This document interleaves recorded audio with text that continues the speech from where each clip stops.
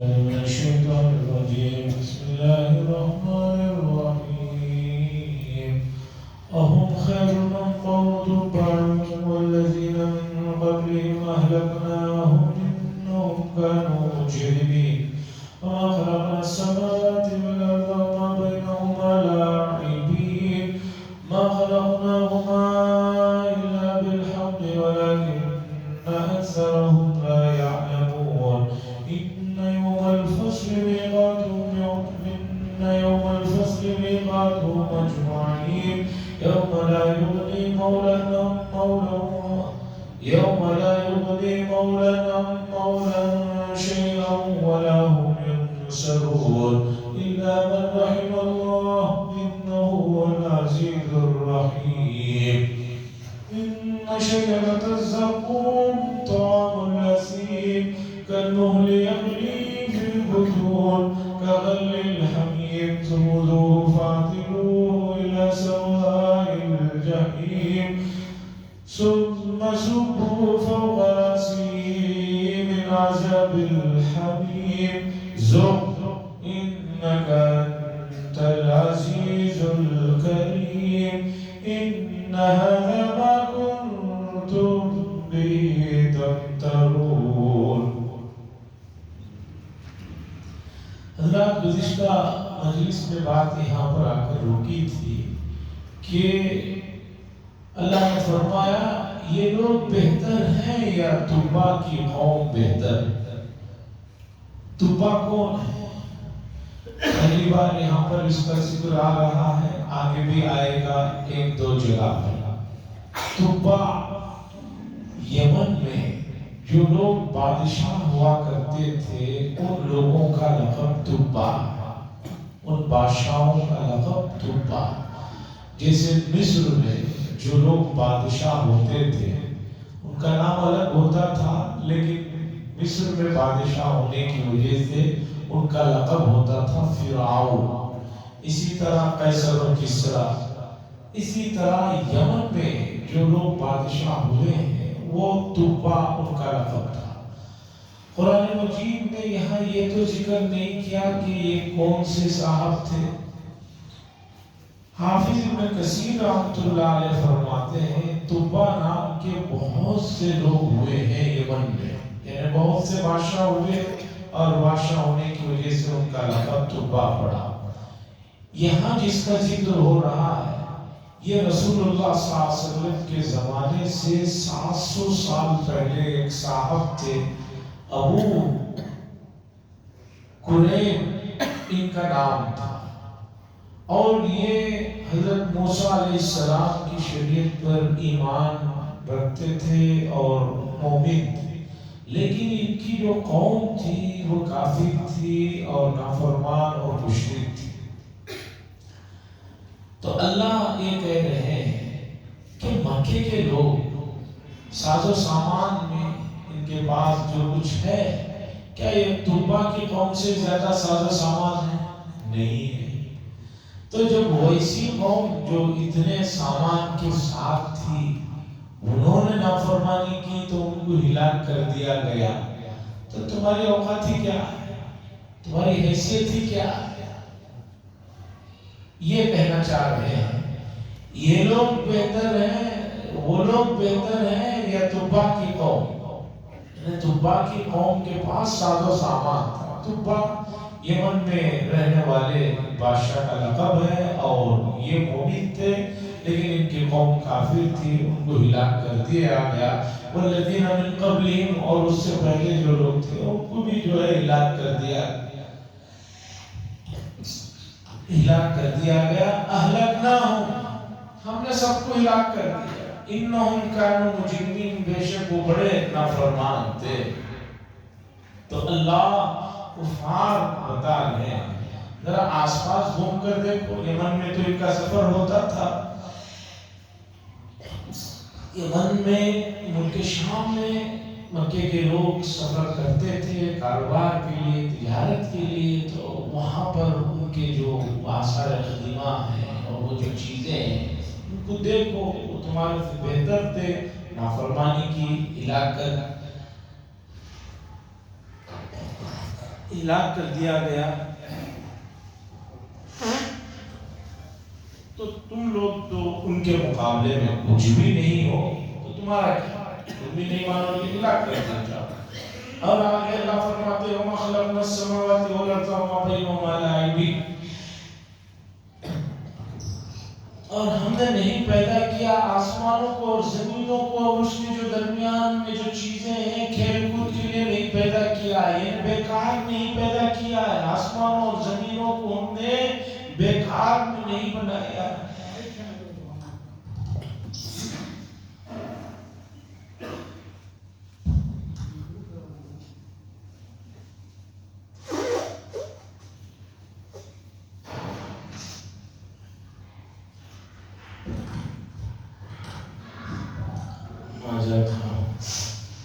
کہ ہم نے ان چیزوں کو بیکار نہیں بنایا۔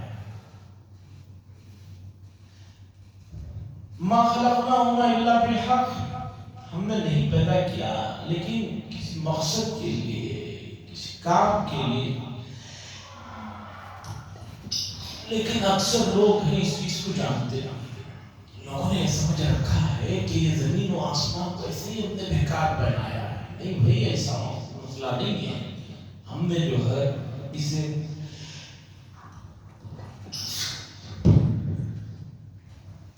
کام کے لیے بنایا۔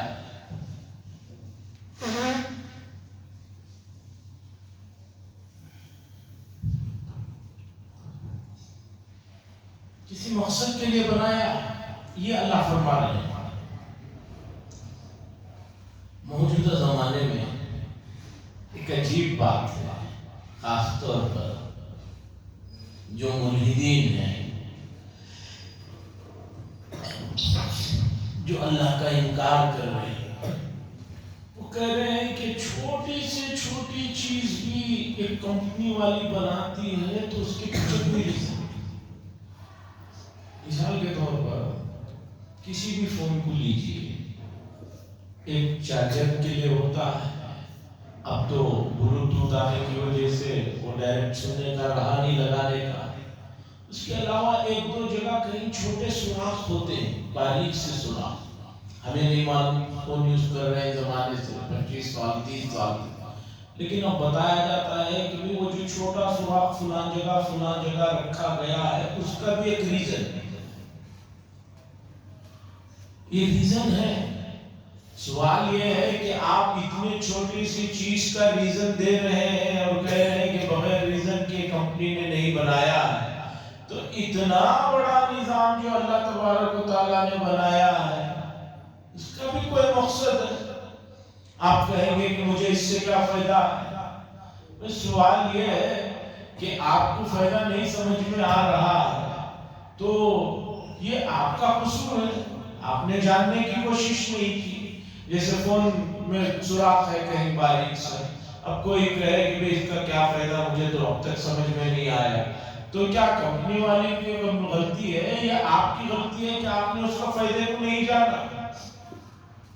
ابھی گزشتہ سے پہلے جو ڈیبٹ ہوئی تھی ایمان کے، اللہ کے وجود کے سلسلے میں، اس میں وہ سامنے جو صاحب تھے وہ یہی کہہ رہے تھے کہ بھی اتنے ہزار کی دوری پر، اتنے ہزار کلومیٹر پر جو سیارے وغیرہ ہیں، اس کا کیا فائدہ، اس سے کیوں کیا بنایا گیا؟ بھئی آپ کو کوئی چیز نہیں سمجھ میں آئی تو اس میں جو ہے وہ آپ کا قصور ہے، اس میں جو ہے اللہ کا کیا یہ ہے؟ اللہ نے بنایا مقصد کے لیے بنایا۔ اللہ کہہ رہے وَمَا بَيْنَهُمَا لَاعِبِينَ، جو کچھ زمین و آسمان کے درمیان میں ہے، ہم نے اسے کھیل کود کے لیے نہیں بنایا ہے، حق کے ساتھ اسے پیدا کیا ہے، یعنی ایک مقصد کے ساتھ، لیکن اکثر لوگ اسے سمجھتے ہیں۔ اِنَّ يَوْمَ الْفَصْلِ مِيقَاتُهُمْ أَجْمَعِينَ، اللہ فرما رہے ہیں بے شک ان لوگوں کا جو فیصلہ ہے سب کو جو ہے ان کی مقررہ میعاد میں جمع کیا جائے گا، اور وہ مقررہ میعاد کیا ہے؟ قیامت کا دن ہے، اس میں جمع کیا جائے گا۔ اور قیامت کے دن میں جب جمع کیا جائے گا، یوم لا یظلم مولا مولا، اس دن کوئی حمایتی کسی کی حمایت نہیں کرے گا۔ یہاں جو سمجھ رہا ہے آدمی یہ میری پارٹی کا ہے، یہ میرا طرفدار ہے، یہ میری اللہ فرما رہے ہیں اس دن کوئی حمایتی کسی کی حمایت نہیں کرے گا اور نہ ان کی کوئی مدد کی جائے گی الا من رحم اللہ، مگر اللہ تعالیٰ جس پر رحم فرما دے، جس کے لیے مسئلہ آسان کر دے، ان کے لیے وہ آسانی ہوگی، ورنہ یہ جو حمایتی ہیں وہ کوئی کچھ کام آنے والے نہیں ہیں۔ انہو هو العزیز الرحیم، انہو هو العزیز الرحیم، بے شک وہ ذات جو ہے وہ صاحب اقتدار ہے، لذیذ یعنی صاحب اقتدار ہے اور رحم فرمانے والی بھی ہے، طاقت والے ہیں اللہ۔ اس کا یہ مطلب نہیں کہ ظلم کریں گے، نہیں، وہ رحم کرنے والے بھی ہیں۔ کون سی صفت کے بعد کون سی صفت کو لایا جاتا ہے، مستقل ایک فن ہے، اس میں بڑی حکمتیں ہیں، بڑی چیزیں ہیں۔ اللہ نے بتایا کہ صاحب اقتدار ہے۔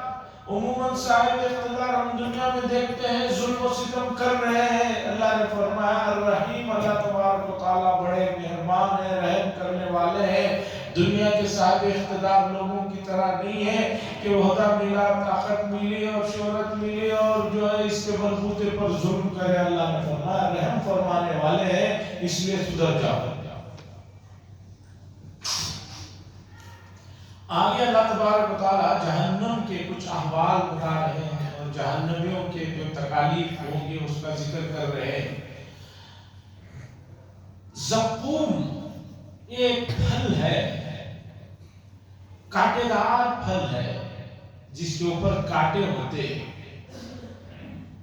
یہ پھل جہنم کے اندر درخت ہوگا اور وہاں پر یہ پھل ہوگا اور جہنمیوں کا یہ کھانا ہوگا۔ آگے چل کر یا پہلے گزر چکا ہے جب اللہ کے نبی صلی اللہ علیہ وسلم نے بات کہی کہ جہنم میں ایک درخت ہوگا، اس کا پھل جو ہے زقوم وہ کھلایا جائے گا۔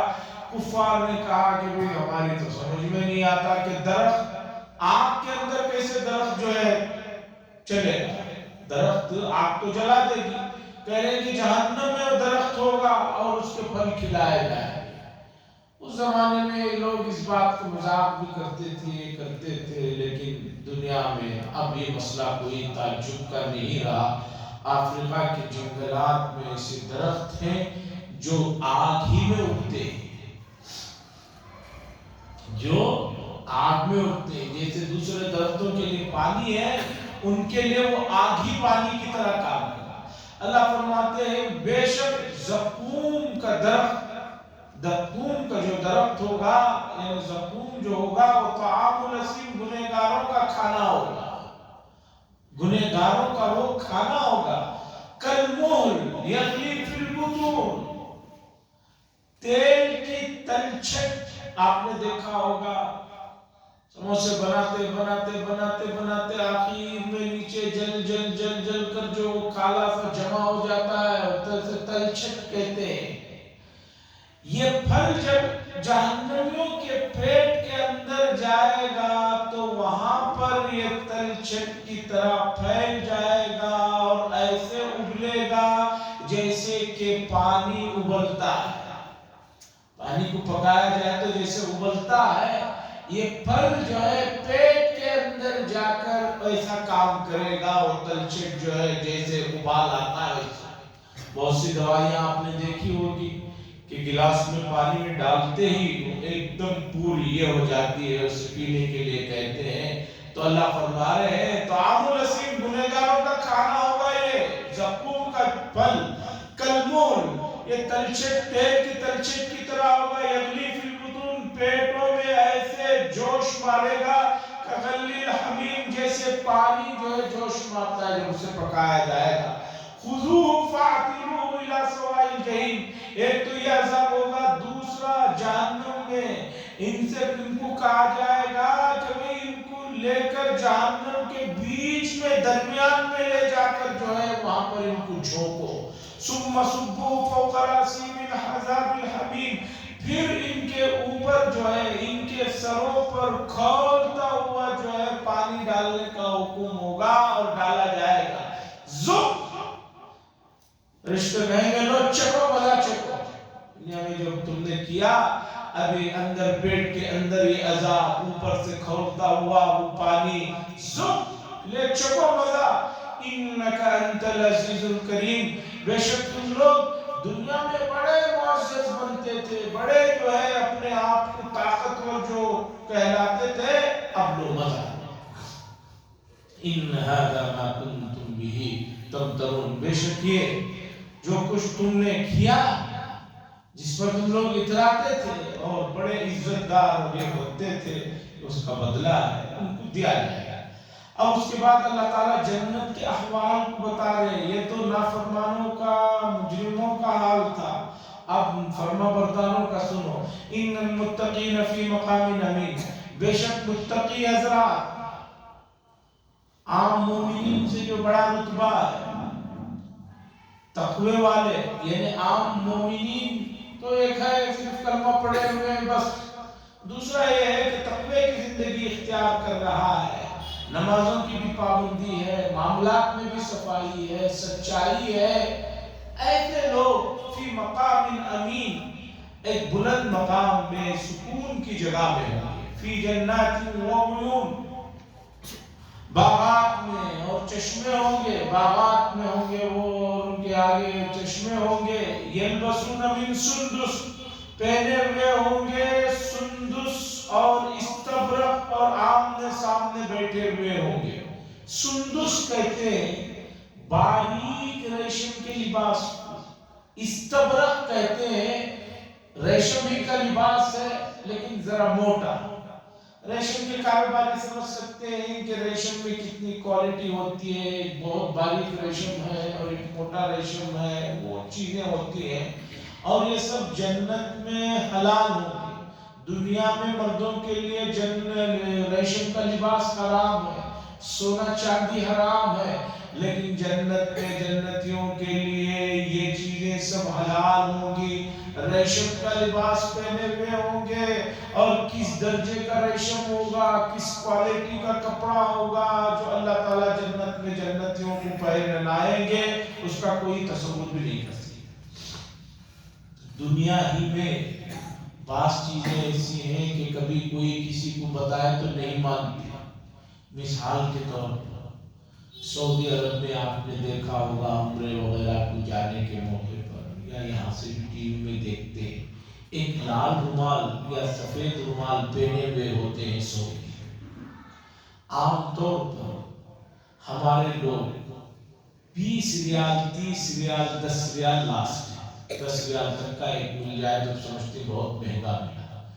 آپ جانتے ہیں اس لال رومال کی جو اعلیٰ کوالٹی ہے، جو ملکی کہلاتا ہے، بادشاہ لوگ پہنتے ہیں، اور یا بڑے ائمہ کو کوئی تحفے میں دیا تو پہنتے ہیں، اس کی قیمت سنیں گے آپ کہیں گے کہ حضرت ایسے ہی بول رہے ہیں۔ 10,000 ریال تک کا رومال میں نے دیکھا ہے۔ انڈیا کے 2.5 لاکھ روپے موجودہ کرنسی میں۔ آپ کہیں گے یہ بھی کیا ہے؟ وہ تو آپ پہنیں گے، اس کی فیلنگ کو محسوس کریں۔ تو دنیا میں جیسے کہ اور بھی بعض آپ لاکھوں روپیوں کے کپڑے پہنتے ہیں، وہ تو کپڑے کے اوپر ہوتا ہے۔ تو سوچئے کہ دنیا میں ایسا مہنگے سے مہنگا کپڑا ایک عام آدمی کے تصور کے باہر ہے، تو جنت میں اللہ جو کپڑے ریشم کے پہنائیں گے وہ کس کوالٹی کے ہوں گے، کیا درجے کے ہوں گے۔ من سندس و استبرق، سندس اور استبرق متقابلین آپس میں بیٹھے ہوئے ہوں گے۔ کذالک، اسی طرح کی بات ہے، وَزَوَّجْنَاهُمْ بِحُورٍ عِینٍ، اور ہم ان کی شادیاں کریں گے، اور ہم ان کی شادیاں نکاح کریں گے خوبصورت بڑی آنکھوں والی عورتوں سے۔ پہلی بار لفظ حور آ رہا ہے، بحور عین، اب تک کے پاروں میں پہلی بار یہ لفظ آ رہا ہے، آگے چل کر بھی یہ لفظ آئے گا 2-3 جگہ۔ حور کا لفظ، حور کا لفظ، اس کا معنی اور مطلب سمجھیے۔ ہمارے ذہنوں میں عام طور پر حور کا مطلب یہ بیٹھا ہوا ہے، کوئی جیسے فرشتے ایک مخلوق ہے اس طرح حور بھی کوئی ایک مخلوق ہے، ایسا نہیں ہے۔ جیسے بعض جگہ آپ نے دیکھا ہوگا گاؤں دیہاتوں میں براق بول کر لکھا ہوا رہتا ہے، پورا گھوڑا رہتا ہے، سامنے ایک عورت کی شکل رہتی ہے، دو پر لگے رہتے ہیں۔ اب براق جب بھی بولتے ذہن میں وہ آتا ہے کہ براق ایسا نہیں ہے۔ حضور صلی اللہ علیہ وسلم نے صاف بتایا کہ وہ ایسا تھا، یعنی اس کا جو ہے قد و خال جو ہے خچر سے ذرا چھوٹا اور گدھے سے ذرا بڑا جانور تھا وہ، لیکن جو ہے عام طور پر میں نے کیلنڈر میں بچپن سے دیکھا ہوا ہے، ایک خوبصورت وائٹ گھوڑا کھڑا ہوا ہے، پورا گھوڑا ہے، سامنے خوبصورت عورت کی تصویر لگی ہوئی ہے، دو پر لگے ہوئے، براق نیچے لکھا ہوا ہے۔ عجیب عجیب چیزیں۔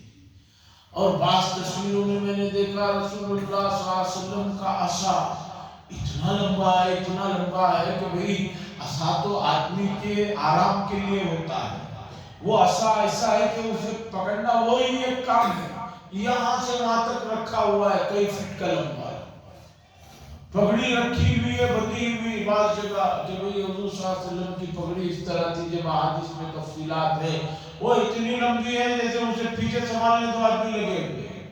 تو اسی طرح حضور کا مطلب ہمارے یہاں لوگوں نے غلط سمجھ رکھا ہے، اور اس بات کو لے کر جو ہے اس وقت میڈیا اور مغرب والے جو ہے مومنین کو بہت ساری باتیں کرتے ہیں۔ سنیے، حور عربی لفظ ہے، اورا کی جمع ہے، اورا کی جمع حور ہے، اورا سنگل کا لفظ ہے، اس کی جمع حور ہے۔ اورا کے معنی یہ ہے بہت زیادہ رنگ روپ والی عورت کو کہا جاتا ہے۔ آئینہ کی سے لفظ بنا ہے، آئینہ کے معنی ہے بڑی آنکھوں والی، جس کی آنکھیں بہت بڑی ہوں، یعنی خوبصورتی بڑی کا مطلب اتنی بھی بڑی نہیں کہ آدمی دیکھتے ڈر جائے۔ جیسے بعض ملکوں کی دیکھا ہوگا آپ نے، چھوٹے چھوٹے آنکھیں، ہمارے پڑوسی ملک چائنا والوں کے آگے ایسا لگتا ہے آنکھیں بند کیے ہوئے ہیں، ویسے نہیں، بڑی آنکھوں والی۔ تو حور جو ہے وہ کوئی الگ مخلوق نہیں ہے، عورت ہے اور اعلیٰ درجے کی خوبصورت عورتیں۔ حدیث میں یہ لفظ استعمال ہوا، اس کی تفسیر میں مفسرین نے لکھا ہے کہ ان کا رنگ اتنا صاف ہوگا جیسے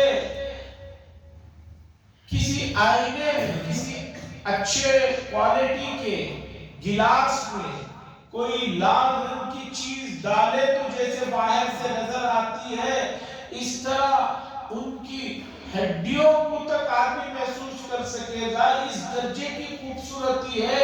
تو اورا اس کی جمع حور ہے، اور حور کوئی مخلوق الگ نہیں ہے، وہ خوبصورت عورتیں ہوں گی، عینون جن کی آنکھیں بڑی بڑی ہوں گی۔ اللہ تبارک و تعالیٰ ان کے ساتھ مومنین کی وہاں پر دوبارہ شادی فرمائیں گے، نکاح فرمائیں گے۔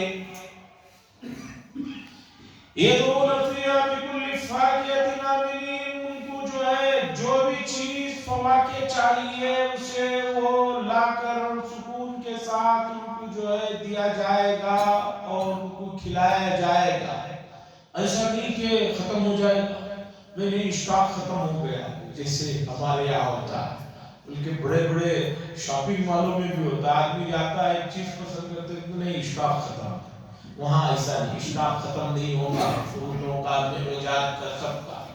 اور اس کے بعد آگے اللہ تبارک و تعالیٰ جنت میں جنتیوں کو یہ سب چیزیں دینے کے بعد ایک خلخشہ دیتا ہے آدمی کو، بھئی چیزیں تو سب ہیں، کیا پتا میں مر جاؤں، 50 سال بعد مر جاؤں۔ تو اللہ نے فرمایا لا یذوقون فیہا الموت الا الموتۃ الاولی، ایک مرتبہ دنیا میں جب تم موت کا مزہ چکھ چکے ہو، اب تمہیں دوبارہ موت نہیں آئے گی۔ میرے سامنے اگر سب کچھ چیزیں رکھ کر یہ کہا جائے سب تمہارا ہے، انشاءاللہ آپ 3 دن بعد مر جانے والے ہیں، بتائیے کہ بھئی وہ مجھے چیزوں میں کیا دلچسپی ہے؟ میں کہوں گا کہ بھئی ویسے ہی 3 دن میں مرنا ہے تو مجھے کیا، میں فکر میں ویسے ہی مر جاؤں گا۔ لوگ کہتے ہیں کہ تقدیر معلوم ہو جاتی ہے، ہم کب مرنے والے ہیں معلوم ہو جاتا، معلوم کرا دیتے اللہ تو آپ ایک رات بھی سکون سے نہ سوتے، نہیں معلوم کرایا ہے اسی لیے آدمی صبح انتقال ہونے والا رہتا ہے، رات میں اطمینان سے سوتا ہے، اور رات میں اس کا انتقال ہونے والا رہتا ہے، سوتا ہے اپنی خوشی سے، لیکن صبح اٹھنے سے پہلے انتقال ہو جائے. اگر معلوم ہو جائے کہ مجھے یہ رات مرنا ہے، میری موت آنے والی ہے، وہ رات کو چھوڑو، اس سے پہلے سے ہی وہ سونا چھوڑ دیتا. کون سوئے گا اطمینان سے؟ بتائیے. اللہ کی چیزوں میں، اللہ کے امور میں بڑی حکمتیں ہیں، بڑے راز ہیں. لوگ جو ہے ان چیزوں پر توجہ دیتے کہ اللہ نے بتا دیا ہوتا. تو اللہ نے یہاں بتایا لا یذوقون فیہ الموت، نہیں چکیں گے وہ موت کو اس میں، مگر پہلی مرتبہ جو موت کو چکھ چکے ہیں وہی ہے. اب آگے جو ہے مسئلہ ایسا کچھ نہیں ہے. وہ وقاہم عذاب الجحیم، اور ایک اور بڑی خوشخبری، اللہ انہیں جو ہے تکلیف سے، عذاب سے محفوظ رکھی. خالی یہ سب چیزیں ہیں، ڈر رہا ہے کہ بھی کہیں پکڑ ہو جائے گی، کہیں جیل ہو جائے گا، تو آدمی کو چیزیں ہوتے ہوئے بھی بے دل چینی رہتی ہے. اللہ نے فرمایا دیکھو بھائی تمہیں موت بھی نہیں ہے، اشتاق ختم ہونے کا معاملہ بھی نہیں ہے، اور وقاہم عذاب الجحیم، اور تمہیں جو ہے جہنم کے عذاب سے بھی تمہیں محفوظ رکھا جائے گا. فضلا من ربک، تمہارے پروردگار کی مہربانی ہے، تمہارے پروردگار کی مہربانی ہے. ذالک هو الفوز العظیم، یہ ہی ہے وہ بڑی کامیابی جس کا وعدہ اللہ نے کیا.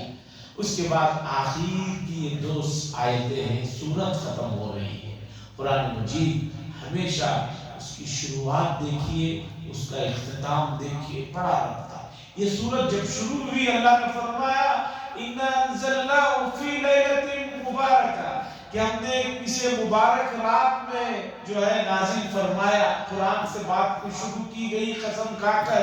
اب آگے اللہ فرما رہے ہیں فَإِنَّمَا يَسَّرْنَاهُ بِلِسَانِكَ، بے شک ہم نے اسے آپ کی زبان میں یعنی عربی زبان میں آسان بنا کر نازل کیا. کیوں؟ لعلہم یتذکرون، تاکہ نصیحت حاصل کریں. چونکہ عربوں کی زبان عربی ہے، حضور کی زبان عربی ہے، تو ہم نے آپ کو اوپر اس قرآن کو آپ کی مادری زبان میں نازل فرمایا لعلہم یتذکرون، تاکہ نصیحت حاصل کریں. شروعات ہوئی تھی حامیم والکتاب المبین، اِنَّا أَنزَلْنَاهُ فِي لَيْلَةٍ مُبَارَكَةٍ. اللہ نے فرمایا قسمیں کھانے کے بعد اس قرآن کو ہم نے ایک مبارک رات میں نازل فرمایا. اب آگے پھر اس موضوع پر آ کر اللہ بتا رہے ہیں بھئی بہت آسان ہے، یہ آپ کی زبان میں ہے، نصیحت آپ حاصل کرو. اس کے بعد بھی اگر نصیحت حاصل نہیں کرتے تو اللہ فرما رہے ہیں فَارْتَقِبْ إِنَّهُمْ مُرْتَقِبُونَ، آپ بھی انتظار کیجئے، وہ لوگ بھی انتظار کرتے رہے. نہیں مان رہے تو آخر میں بات یہی ہے کہ بھئی آپ بھی انتظار کیجئے، پتہ چل ہی جائے گا. کوئی آدمی ہمیشہ رہنے کے لیے تو آیا نہیں ہے، انتقال سے پہلے ہی اس کے سامنے حقیقت واضح ہو جائے گی. یہ ہے قرآن مجید کا اعجاز، یہ ہے قرآن مجید کی بلاغت، اور یہ ہے قرآن مجید کا انداز کہ ابتدا اختتام مقصد پر ہے. ہے ضروری چیزیں نہیں. ایک آدمی کو دلی جانا ہے، دلی پہنچنا ہے، بنگلور سے دلی کے لیے ٹرین میں بیٹھا ہے، راستے میں 17 اسٹیشن آتے رہتے ہیں. پتہ چلا کسی اسٹیشن میں بہت اچھا کھانے کو ملتا ہے، وہ اترا تو ہے اسٹیشن میں کھانا لینے کے لیے، لیکن ایسا نہیں کہ ٹرین جا بھی رہی ہے تو وہ کھانے ہی کے لیے وہاں رک گیا. کیا ہوتا ہے؟ آدمی اسٹیشن میں اترا ہے، ضرورت کے لیے کھڑا ہے، لیکن ٹرین میں بیٹھ کر اسے آگے پہنچنا ہے تو اسے دیکھتے ہی وہاں نہیں بیٹھ جاتا. ٹرین میں بڑی اسے جو ہے بیٹھنے کے لیے جگہ نہیں، اسٹیشن میں اترتا ہے، باہر بڑی بڑی کرسیاں پڑی ہیں، تو کیا وہ کرسیوں پہ بیٹھا ہی رہ جاتا ہے ٹرین نکلنے کے بعد بھی؟ نہیں، وہ کہتا ہے کہ بھئی یہاں تھوڑی دیر کے لیے بیٹھنا ہے، اصل تو مجھے وہاں جانا ہے جہاں جا رہا ہوں، وہاں میرے یہ سب کچھ ہے. تو اس طرح قرآن مجید نے جو چیز عبرت کی ہے، نصیحت کی ہے، اسے بار بار یاد دلایا. قرآن کے بارے میں بات شروع کی، قرآن کے بارے میں بات ختم کی. حضور صلی اللہ علیہ وسلم کے بارے میں بات شروع کی، حضور صلی اللہ علیہ وسلم کے بارے میں بات کر رہے ہیں، اب تسلی دے رہے ہیں. اتنا سمجھانے کے بعد بھی اگر کوئی نہیں مانتا ہے تو چھوڑیے، آپ بھی انتظار کیجئے، وہ بھی انتظار کیجئے، پتہ چل ہی جائے گا. اللہ سے دعا فرمائے اللہ تبارک و تعالیٰ ان چیزوں کو سمجھنے کی اور قرآن کی اتباع کرنے کی ہم سب کو توفیق نصیب فرمائے. وآخر دعوانا الحمدللہ رب العالمین. لك الحمد ولك الشكر يا الله. اللهم صل على سيدنا شفيعنا نبينا حبيبنا مولانا محمد بارك وسلم. اللهم انت السلام السلام تبارك يا ذو الجلال والإكرام. صلى الله تعالى وسلم على خير خلقه محمد وعلى آله وصحبه أجمعين. الحمد لله.